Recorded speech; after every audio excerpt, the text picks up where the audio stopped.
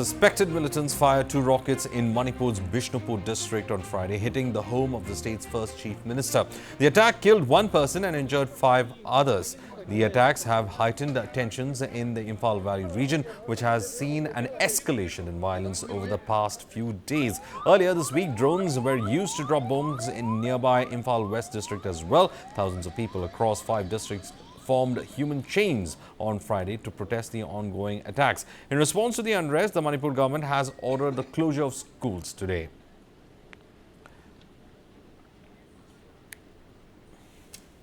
Meanwhile, continuing with the kind of situation with regard to the drones, residents in parts of Bishnupur and Imphal East districts in Manipur turned out their lights on Friday night after spotting multiple drones.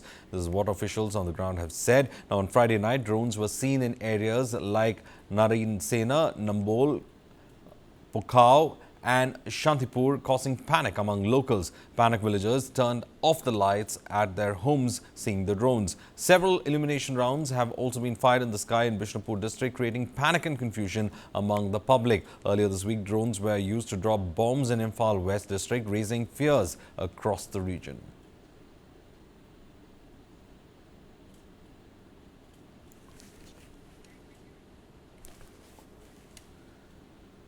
Meanwhile, when it comes to the reactions from various tribal organizations, the Kuraijam Athoba, spokesperson for the Coordination Committee on Manipur Integrity, or the COCOMI, reacted to the drone incident, saying that there has been an increase in Kuki aggression. There have been incidents of drone bombing in the last few days. He also said it is being considered as one of the deadliest attacks by the Chin Kuki narco-terrorist groups who had taken refuge in the surrounding hilly areas. The escalation of Kuki aggression has increased double-fold again. Over the past few days, there were certain incidents of drone bombing happening in several parts of Imphal West areas, killing many people and injuring several others. And today again, right from early morning, there were 2 missile attacks which is being shot from a very long range of around 7 kilometers apart from the actual spot of blasting the missile. And this has been considered as one of the most deadly attack carried out by the Chinkuki narco-terrorist groups who were, taking shelters in the surrounding periphery hill areas of the Moirang and Bishnupur district area. And this has hit on one of the very important, significant homestead land of first Chief Ministers of Manipur, Sri Moirang Koireng, and his statue as well as his property has been destroyed with the... Now, we are in fact joined in now by Sanjeev Sood, security expert and former additional DG BSF. We are also joined in by Major General, retired Ashwini Sivaj, defense and geopolitics expert as well. Let me in fact go first to Sanjeev Sood, who's a security expert and former additional DG of BSF. Are you worried seeing the development in Manipur where the weapons, earlier it was just rifles, now in fact moving towards artillery kind of a situation and even some kind of an air power with the militants who are in fact using drones? Do you think that this is slowly metamorphosing into a kind of a battleground where things could go badly offhand, especially when we see the kind of weapons that are being used? We have missiles being used in the system. You're talking about drones being used for bombardment. It is getting more concrete and complex when it comes to these operations. No longer just the firing of, simple rifles, self-loading rifles. It's mostly now moving into another domain altogether. I totally agree that the drone attacks last week and rocket attack yesterday have added a new dimension to the entire conflict in Manipur. And in fact, we must worry about the situation in other parts of India, the internal security situation. Because if these drones fall into the hands of militants and insurgents of other regions, we are going to have a very tough time. Now, in regard to Manipur, my feeling is that it perhaps still is the internal ethnic conflict. Militants may not be fully involved in this.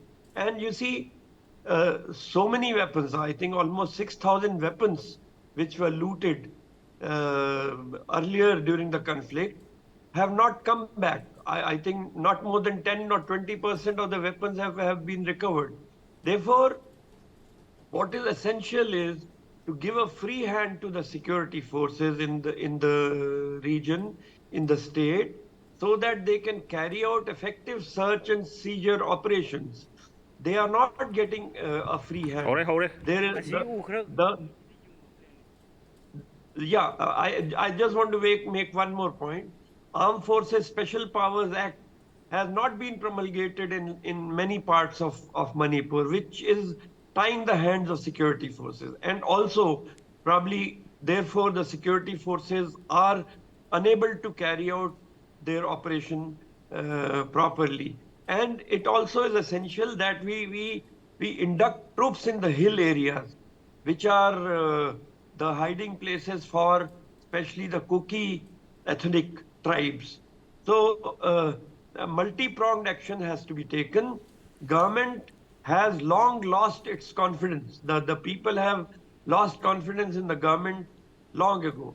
It is surprising why proactive actions to control the situation have not been taken so far, in spite of 16 months having been passed in the conflict, why proactive measures have not been taken to control the situation. I'm worried that situation is fast escalating towards a civil war kind of situation. Right. In fact, we have Major General retired Ashwini Sivaj also joining us. Major General, how do you see the progression with regards to the arms and also the tactics? Because now you're looking like complex military operations being taken out by the militants. You know, first when we thought about arms seizures, what we saw were self-loading rifles that were being seized, grenades that were being seized. Now you're looking at drones being used. You're looking at mortars being created from local materials available, and you also have now reports of missiles being used. I mean, locally assembled missiles being used for attacks on each other. So this is becoming too complex. I mean, the weapon systems are becoming complex. The tactics are becoming kind of military grade level. So what is happening in Manipur? I mean, how can we address the situation that's happening in Manipur? No, very correct. Varghese, the point as far as Manipur is concerned, this drone attacks have added a new phenomena into the militancy action which were taking place in Manipur. Manipur is now becoming a home of militancy which is now occurring also in Myanmar. So it is no more restricted to Manipur only. Now the Chin population and cookies which were there, especially the Chin population, they were using against military junta in Myanmar, the drones and all. And that has now come in India. Now this has added a new dimension of a warfare, and you will find it, the situation will be further deteriorating in time to come. Now, what has happened in the initial stage in after the May when sort of this ethnic violence started off, 10,000 weapons were looted from the police armory. They have not come back. In addition to that, there are about, as per the intelligence agency, another 15,000 weapons have also come from Myanmar over a period of time. And the border is not still sealed, it is porous. The free movement regime is still on. So the point is that the problem which was in Myanmar, free for all, it has now percolated and come down to Manipur. And today the militancy has taken a much higher level.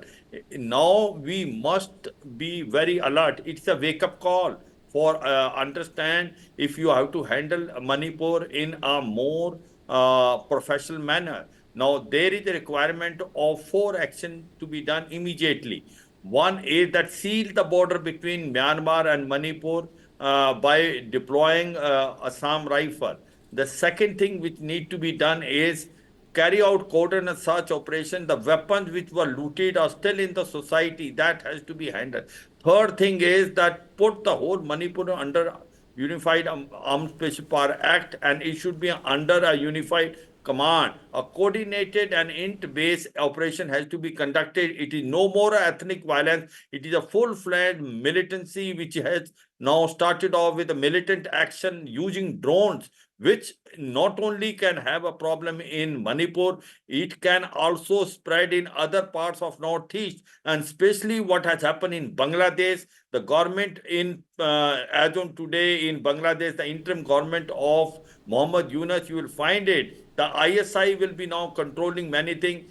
Those groups which were earlier operating in Chittagong Hills and their camps were busted out and Sheikh Hasina government had thrown them out. You will find them there. The militant group of Northeast will start having bases. And this sort of operation which has started off, or this sort of weapon system which are now being displayed in Manipur, is a cause of concern. It can spread out in the complete Northeast. It can spread out in a most area. And we have to now be in alert, unified command, full-fledged anti-militant operation, anti-drone strategy has to be placed on ground. How do you ensure the drones which are being used by these militant groups from hill area are neutralized before they hit the target? That strategy has to also come. So, People have are lost we? the confidence and faith, and So, that is you have to build up. that is I that. feel unified command under a army commander Yes, is a exactly. That was, in requirement fact, I now. was You can't suggesting. delay Is it. it time for the army to take complete control of Manipur? Because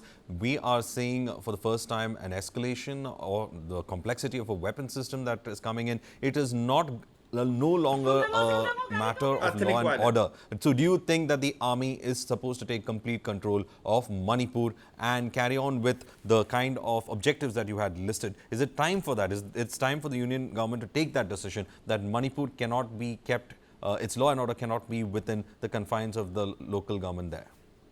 I suppose it is still too late. We must take this action immediately. It is no more ethnic violence between two communities, a full-fledged militancy. And if we let it grow the way it is spreading, it can be a cause of concern in Northeast and rest, and also the security of the rest of the country.